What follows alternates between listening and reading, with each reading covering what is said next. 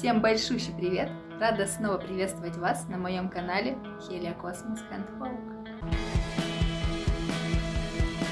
Тема сегодняшнего видео, пожалуй, должна была звучать в самых первых моих выпусках, но до нее мы добрались только сейчас. И в большей степени она касается тех, кто только хочет начать делать татуировки хэндпоком или уже является начинающим мастером. И эта тема «Как нельзя делать татуировки хэндпоком». Итак, самый первый вопрос, которым мы задаемся, когда мы хотим сделать свою первую татуировку, это где же мы ее будем делать? И я могу представить, что человеку может в голову прийти все, что угодно, и, казалось бы, любая локация может подойти. Но не все так просто. Для того, чтобы сделать татуировку человеку, нужно создать определенные условия. По большей части они включают в себя именно чистоту и стерильность этого места. К татуировке хэндпоком нужно относиться так же серьезно, как и к обычной татуировке, и даже так же, как и к обычной операции. Потому что мы нарушаем кожный покров человека, и ненадлежащие условия могут повлечь за собой серьезные последствия. Например, есть мастера, которые не задумываются и могут, просто не заморачиваясь, сделать татуировку где-нибудь в подвале, либо в подъезде. Я вас не призываю следовать их примеру ни в коем случае. Конечно, оптимальным вариантом будет кабинет в тату-студии, либо в салоне красоты. Там хотя бы соблюдены все нужные санитарные условия, и вы можете работать, не беспокоясь за безопасность здоровья клиента и своего собственного. Но, конечно, возможность работать в салонах есть не у всех, и поэтому существуют мастера, которые работают на дому. В таком случае нужно быть внимательным к условиям дома. Лучше всего, конечно, оборудовать отдельную комнату под студию, в которую не будет доступа ваших домашних животных. Также не рекомендуется содержать комнатные растения. Лучше всего, если в этой комнате вам будет легко протирать пыль на всех поверхностях, также мыть полы перед каждым сеансом. То есть там не должно быть никаких ковров, покрывал на мебели, а также обилие тканей, штор и так далее. Лучше вместо штор использовать жалюзи, которые также можно протирать. Это общие базовые требования к стерильности помещения. Соблюдать их или нет, выбор за вами. Если вы хотите глубже изучить этот вопрос, вы можете поискать информацию на сайтах санэпидемстанции, либо тех органов, которые отвечают за это в вашей стране. Следующее, о чем вы будете думать после того, как выберете место, это то, чем же вы будете колоть татуировку. Казалось бы, просто купить татуировочные иглы, но нет. Люди иногда придумывают колесо снова и зачем-то делают себе татуировки швейными иглами, заостренными струнами. Это все пережитки прошлого, и эти способы сейчас используются только где-нибудь на зоне, либо там, где просто нет доступа к нормальному оборудованию. Сейчас же у нас куча онлайн-магазинов, а также почти в каждом крупном городе есть тату-шопы. Не поленитесь и сходите за нормальными иглами. Также есть люди, которые почему-то хотят сэкономить на иглах и используют их многократно. Это вообще в наше время недопустимо. Конечно же, никакая обработка спиртом или огнем не сделает иглу многоразовой. Если вы сделали татуировку человеку, пожалуйста, выбросите после сеанса иглу. Она больше вам не понадобится. Ее нельзя использовать повторно на других людях. Мы купили нормальную иглу, и теперь нам нужна краска. Опять же, не ленитесь, не скупитесь, купите себе нормальную краску, потому что есть люди, которые делают татуировки гелевыми пастами, чернилами из ручки. Это просто стопроцентный шанс на то, что у вас получится портак. Отдельно про краску и про то, как она работает, как ее хорошо забить, я снимала в этом видео. Вы просили также рассказать про цветные краски, но я решила не снимать отдельный выпуск. Я просто скажу, что краски по густоте вы выбираете сами, как вам удобно, также можете их разбавлять. Единственное, что могу сказать, выбирайте хорошие проверенные бренды. Ну и если человек аллергик, то скорее всего у него возникнет аллергия на красный цвет, поэтому делайте сначала тест, потом только можете забивать большие объемы.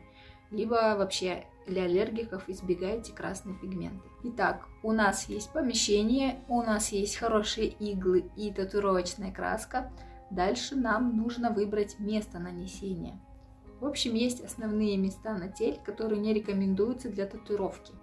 Это пространство между пальцами, Здесь кожа очень тонкая, но при этом она подвержена сильному механическому воздействию, так как пальцы трутся, вы часто моете руки, что-то делаете руками, соответственно, то, что останется в коже, оно может либо выпасть, либо поплыть, потому что кожа все-таки тонкая и работать с ней сложнее. Из-за того, что она будет стираться, выпадать, вам придется делать несколько раз коррекции, и слишком частые коррекции приводят к тому, что татуировка становится просто как каша.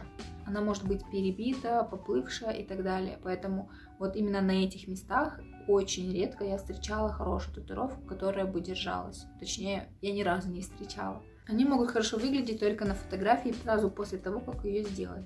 По той же логике мы не забиваем места возле стоп, те же пятки и так далее, потому что там очень грубая кожа, ее сложно пробить, и она будет очень быстро стираться. Также для начинающих я не советую те места, где кожа очень сильно тянется, например, на шее, на груди, в каких-то складках, подмышки и так далее. Лучше выбирайте плоскости на теле, на которых нет каких-то сгибов и косточек. Для примера, плоскости — это предплечье, внешняя, внутренняя часть, внешняя часть плеча. Также можно использовать бедра, икры, просто ровное место для того, чтобы вам было проще усаживать клиента.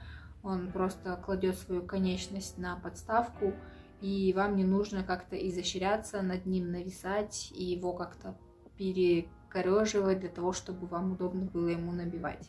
И вот вы приготовили место, все хорошо, приходит клиент, и вы видите, что он в нетрезвом состоянии.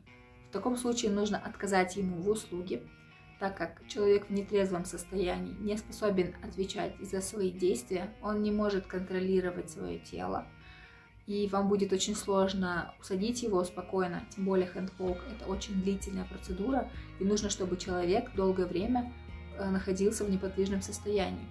Нетрезвые люди, к сожалению, не могут так контролировать свое тело и терпеть хорошо боль. Но самый главный минус — это, конечно же, то, что алкоголь разжижает кровь. Соответственно, когда вы будете вбивать татуировку, она будет вся выталкиваться потоком жидкой крови, которая будет просто вам мешать работать. Ну и, конечно, сам мастер должен быть трезвым, не в алкогольном, не в наркотическом опьянении, потому что у вас не получится сделать ровную татуировку, если вы не сможете контролировать все свои движения и не будете осознавать, что вы делаете. Я думаю, об этом не стоит говорить, но на всякий случай упомяну. Далее, перед тем, как переводить трансфер на тело человека, обратите внимание на кожный покров в месте нанесения. Если там есть родинки, родимые пятна, какие-то болячки, если там есть прыщи, либо свежие шрамы, то вам не стоит делать татуировку в этом месте. Лучше в таком случае немножечко сдвинуть эскиз, либо переместить его на другую часть тела. Родинки и родимые пятна — это доброкачественные образования, но если на них как-то механически воздействовать, то они могут мутировать в злокачественные. Это может привести к заболеванию кожи вплоть до онкологии. Поэтому лучше не стоит рисковать здоровьем и не трогать такие места.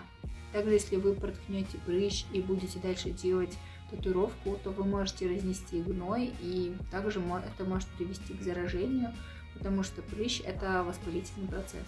Если вы перекрываете шрам, то уточните у клиента обязательно, как давно он был получен. Если ему меньше полугода, то ни в коем случае нельзя делать на нем татуировку. Если ему больше полугода, но он был очень глубокий, и вы видите, что он еще красноватый, попросите у человека уточнить у своего врача, можно ли ему уже на этом шраме забивать татуировку. Ну, конечно, для начинающих мастеров я сразу говорю, лучше не берите перекрывать шрамы. До того, как вы поймете принцип работы вообще хэндпоком на коже, вам лучше работать только на обычной ровной поверхности кожи. Следующий пункт. Как бы смешно это ни звучало, но есть люди, которые обрабатывают свежую татуировку спиртосодержащими растворами, даже просто этиловым спиртом, либо перекисью водорода. Такое делать ни в коем случае нельзя. Во-первых, это доставляет дискомфорт человеку. После нанесения вам нужно успокоить татуировку, а спирт только добавит травматизации клеток кожи. Мы лишний раз не должны травмировать татуировку. Также внимательно стоит объяснять человеку о заживлении. Лучше, если у вас будет специальная памятка, где вы будете советовать нужные мази, либо просто сразу заклеиваете заживляющей пленкой, и уже человек не будет ничего выдумывать. Потому что бывают случаи, когда люди используют не те мази, начитавшись в интернете, или просто используют, что у них было под рукой, например, левомиколь. Такая мазь очень часто бывает у людей дома, но она обладает как раз-таки противоположным действием. Она вытягивает все несвойственные организму вещества, соответственно, и весь ваш пигмент она тоже вытянет. Для заживления татуировки нужно использовать бипантен, либо мазь, либо крем бипантен плюс, либо что-то содержащее пантенол, но без какого-то содержания отдушек, там, красителей и так далее. Также можно использовать более бюджетную версию, это метилурацил. Если вы знаете еще подходящие названия мазей и кремов для заживления, напишите, пожалуйста, в комментариях, чтобы другие люди тоже узнали о них. Также обратите внимание на то, что существуют противопоказания перед нанесением татуировки.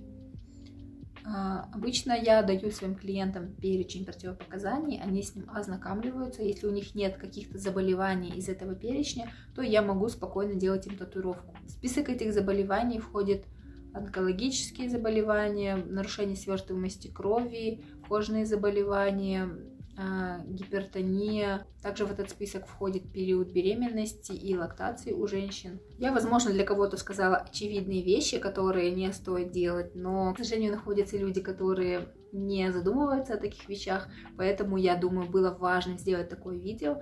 Всем спасибо за внимание. Пока!